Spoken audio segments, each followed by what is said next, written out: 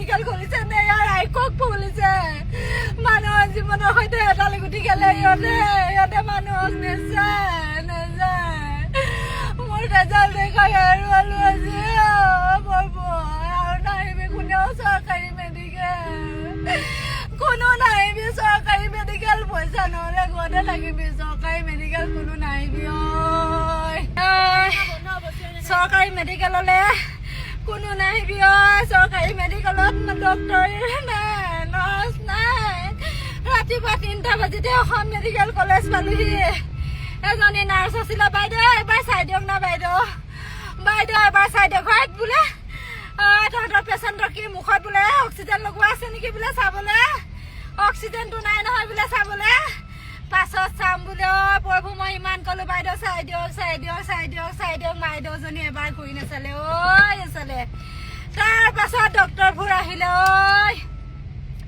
sir এবাৰ চাই দিয়ক না প্লিজ ছাৰ হয় মেডিকেল হয় বোলে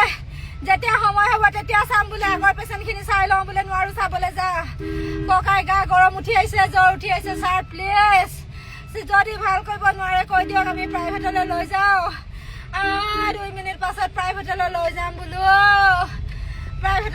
বুলি বহুত চেষ্টা কৰিছিলোঁ ভগৱান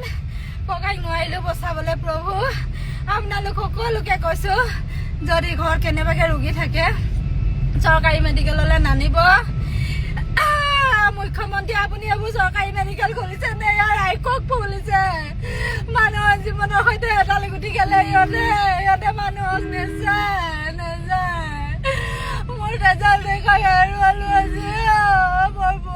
আৰু নাহিবি কোনেও চৰকাৰী মেডিকেল কোনো নাহিবি চৰকাৰী মেডিকেল পইচা নহ'লে ঘৰতে থাকিবি চৰকাৰী মেডিকেল কোনো নাহিবি